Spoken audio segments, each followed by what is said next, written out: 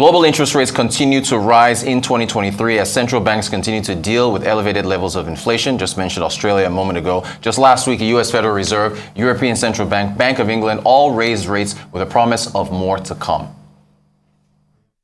The Governing Council will stay the course in raising interest rates significantly, at a steady pace, and in keeping them at levels that are sufficiently restrictive to ensure a timely return of inflation to our 2% medium-term target. Today, the FOMC raised our policy interest rate by 25 basis points. We continue to anticipate that ongoing increases will be appropriate in order to attain a stance of monetary policy that is sufficiently restrictive to return inflation to 2% over time. All right, what does this mean for Nigeria and her economic outlook? Joining us to discuss further, Dr. Mustapha Abiodun Akinkunmi, who's a finance and economics professor with over 30 years of experience using technology, statistical and econometrics methods to estimate, forecast, and predict macroeconomic financial-related data sets. He has been in high-profile positions as a consultant, financial advisor, project manager, and business strategist to companies like AT&T, Salomon Brothers, Goldman Sachs, the World Bank, and the Central Bank of Nigeria. That's been in the news for quite a bit. Well, good morning, sir. You're very welcome. Good to have you on the show. Absolutely. Thank you. So, with we're seeing these rates rising and so on, what's the worry for you as far as Nigeria's debt profile is concerned with these rising global interest rates? Look, the US, Euro, everyone has been raising rates, and the mechanism has been working. Because the whole idea was to curb inflation, and they've achieved that. And in the US, for example, the unemployment rate is about 3.5%, which is the lowest from this since 1960. We haven't had such numbers in a very long time. So what does that mean is that the monetary policy mechanism is working. We are raising rates, but inflation is not going down. So what is happening now is that CBN alone cannot fight inflation. And that inflation number, we need to deal with it because essentially we need that real rate to be positive. It needs to be on the positive side. And inflation continues to go up, we're going to get into trouble. So look, the issue here is that all the agencies, including CBN and all the other agencies they're supposed to help, they're not working together. So the monetary and fiscal side. Monetary and fiscal side, issues like border closure, restriction on imports, all these are pushing food prices up. Food prices is actually what is pushing the headline inflation up. And that is where the issues are. And I keep telling everyone, what matters, and it's the next administration, I've looked at all of their plans. What is Excellency Atiku Abubakar is talking about, his 5-point agenda, which he plans to codify into law after all the buying of all the stakeholders. Is that he's looking at unity, we are disunited, he's looking at security. Because if you have that security, in up north, prices of food come down. So what that means is that inflation invariably will come down. And that is what is affecting our Moody's rating. Right, so it's coming. Okay, so we keep borrowing though. We have no choice. Although most of our debt is domestic. How do you see, are you worried about crowding out of the private sector if we have to keep borrowing, especially on the domestic side? We're already crowded out. You're already crowded out. You see, Nigerians' banks are not deep enough. Relative to all the Moody's, all the countries that Moody is rating. They are carrying over 30% of assets, relative to GDP. And they are exposed to the federal government and to the central bank. So what does that mean? If we continue with the APC-led government, it sounds like Venezuela is loading. So we have to be very, I don't mean to scare you. But we have to be very, very careful. We have to be very careful. It's not about, it's my turn to be president. It's getting the right person there. And mind you, keep in mind that this situation where we are now, it's not new. We were here in 1997, we were here in 1998, we were here in 1999. And we know the results. His Excellency Atiku Abubakar was in charge of the economic team and they turn around. And that's the first time in the history of Nigeria that we have double digits growth. And you think he can do it again? Yeah, of course. Look, the man, we all describe him as 3 C's. Okay. The man is clear, he's coherent, and he's consistent. You know, you cannot talk about economy without talking about politics. Yeah. All the other candidates, Yeah. one in particular is not clear, is not coherent. Yeah. You know what I'm talking about. Yes, I do. Do you understand? So, 3 C's, those 3 C's. Yeah. Clarity, coherency, and consistency. It's key. That is what credit looks for. I have another C for you. Yeah, which is that? CBN. the ways and means. The ways and means debt, 22.7 trillion. Yeah. DMO hasn't even added that. What are you in favor of securitizing it? That's been the debate. No. It's illegal. Well, so what do we do? It's illegal. Look, let me tell you something. The debt has to be paid one way or the other. The APC-led government have been doing this over the years. Okay. It's illegal. And we cannot securitize it. We cannot do that. It's illegal. However, let's look at CBN. Yeah. CBN has asset and liability. Yeah. So the assets are some of the loans, the interest they get from that they give to the banks, from the foreign exchange. Yeah. And on the liability side are the cash out there. It's major part of the liability. So until some of us see the CBN's balance sheet before we can make some kind of recommendation. But we cannot securitize the ways and means because it's illegal. What does this debt, if you think about the next administration now, whoever comes in, what does this debt burden do to their ability to be able to carry out their programs? I've looked at all 3 of them. Yeah. And once again, His Excellency Atiku Abubakar, he has been talking about it, he has written about it, that one is going to stop or reduce the debt accumulation. He's going to look at the debt strategy. Do you understand? Yeah. And he's going to get the private sector. I keep hammering on the private sector. That's, look, the key infrastructure is going to get the private sector involved. So, what we are dealing with here, we are dealing with major issue. We're in trouble. We need to do the right thing. We need to get the right guy. We need to get the guy that got the plan. Okay. To restore Nigeria. We are in trouble. They all have plans, but you think his plan is best. Look, the man has done it before. Everybody's got plans. Yes, the man has done it before. Yeah. But they have plans, but I've not seen how they will get it done. Okay, and that's key. Very key. Foreign direct investments. Yes. If you look at it, it's been, although I kind of ticked up a bit in, I think, 2021 or so, but it's been single digits, and we need this to be more. So, I mean, 2 billion 2018, 2.3 2019, 2.4, 4.8 in 2021. As far as this metric is concerned, how important is it for us to get things where we need to in terms of capital projects, investments, and so on and so forth? Look, let me tell you something. Yeah. Egypt, Kenya, they're doing better than us in FDI. Yes, that is true. I think even South Africa. South Africa. Yeah. So, once again, credit goes to where they can find the 3 C's. Yeah. Consistency. Yeah. Where it's coherent. Yeah. And where there's some kind of clarity. Yeah. So until we get this thing done, but first of all, let's look at what Moody said. Okay. The 2 issues we have with Moody's. Moody said, look, our debt accumulation is high. And our physical is very high.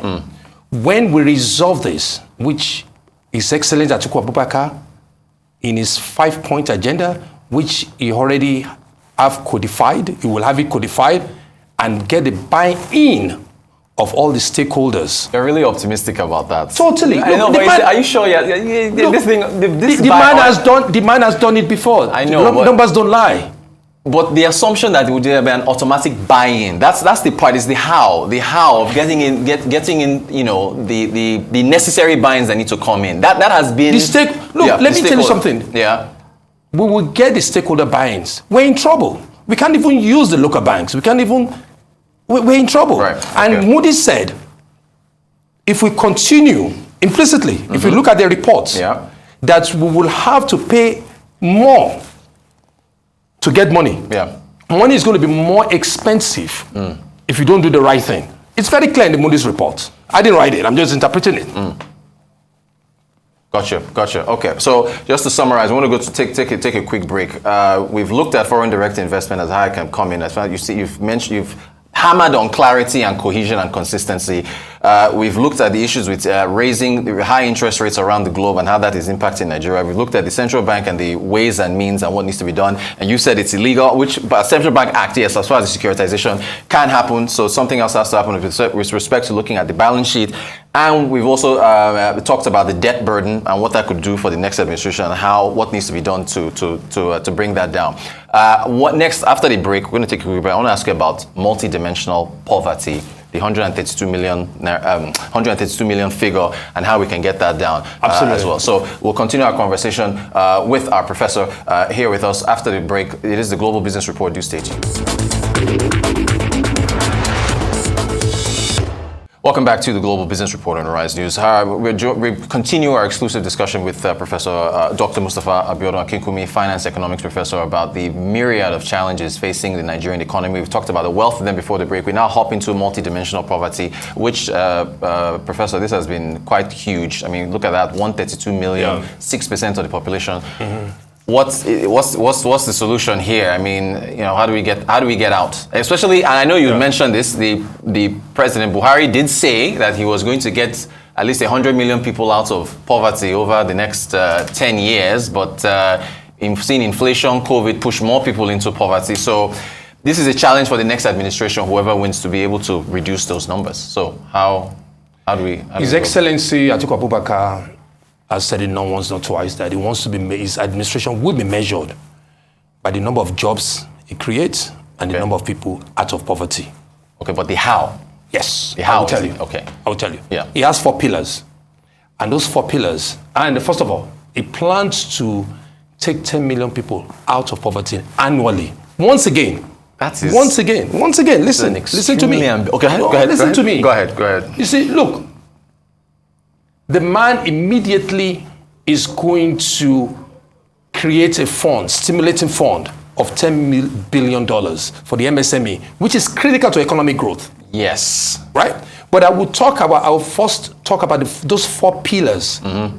The 4 pillars is capacity enhancement. Okay. Right? Right now we have cashback, whereby it's about 3.1%. Mm-hmm. We plan to move that to 7% of GDP. We have the human capital development, which is on the health and as well as on-job training. Yeah. We plan on stimulating economic growth, access road, and as well as health. And as well as the special and targeted interventions. Okay. This easily would take 10 million people out of poverty. But Professor, $10 billion is 1/3 of our FX reserves. Correct. No, of the effects of the budget. The budget. Yes. Where are you going to get $10 billion? I tell you what. $10 billion from? Look, wait a minute. Okay. $8 billion. Yes. In the parallel market is equivalent of what we are currently spending on fuel subsidy. Fuel subsidies. Fuel subsidy. Right. In addition to that, His Excellency plan to harmonize all the MSMEs windows. The CBN is doing their own, Bank of Industry is doing their own, Bank of Agriculture is going to harmonize all that. Yeah. And there's significant amount of savings.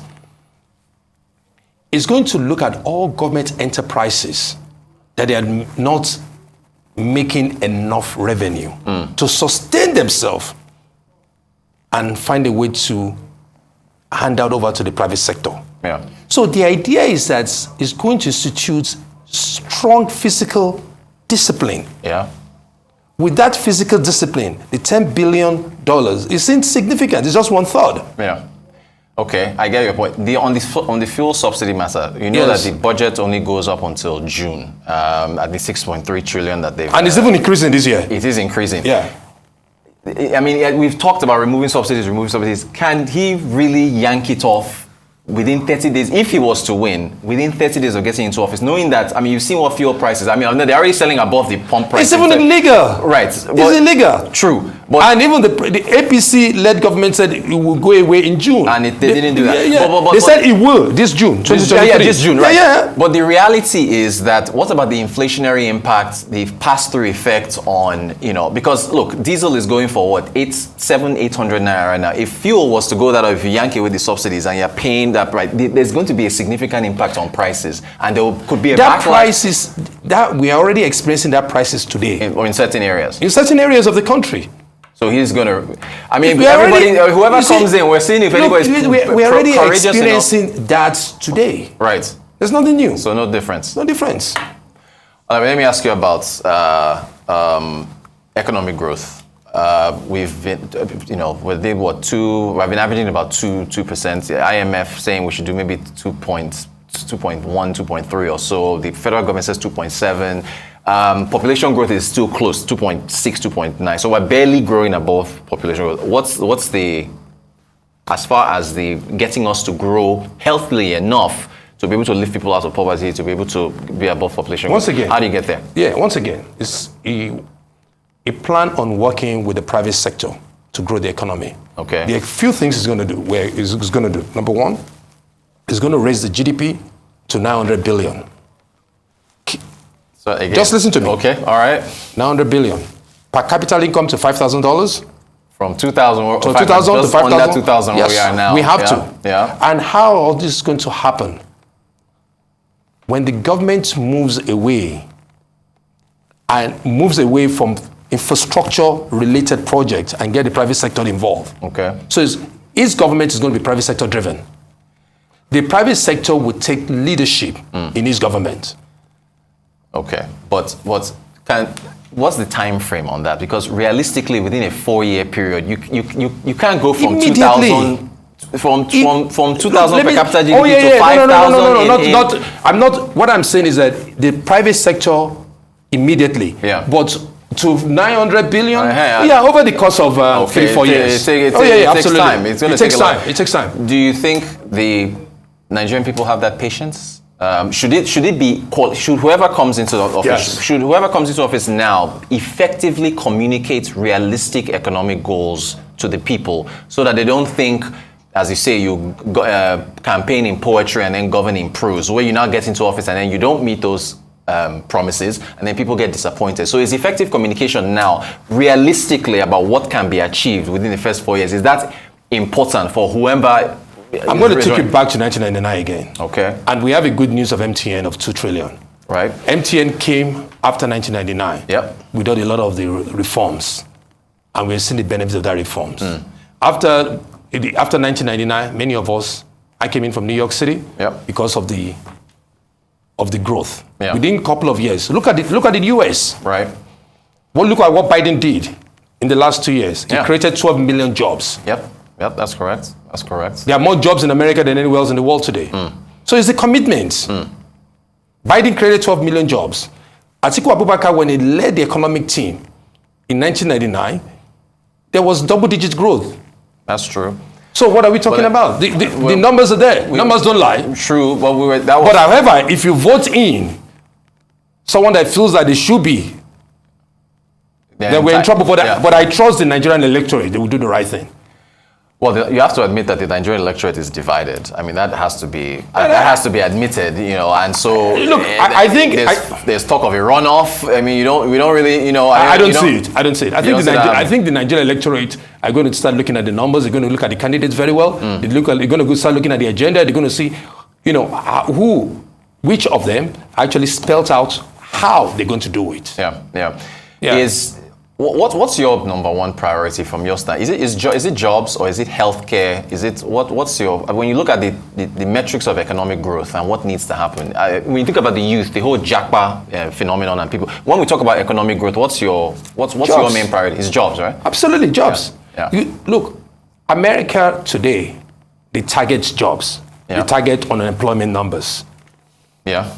Do you understand? Yeah. As inflation is going down, no, it's not even going down. Disinflation. Yeah. Stop growing. Yeah. Are targeting that job market. And tapping into the job market, as interest rate is going up, interestingly enough, mortgage rates are coming down. Yeah. A lot more people are buying houses. Things are improving. So as people are getting to jobs, so that is what His Excellency Atiku Abubakar talked about. That is, his agenda will be measured by the number of jobs that will be created in his administration and the number of people lifted out of poverty.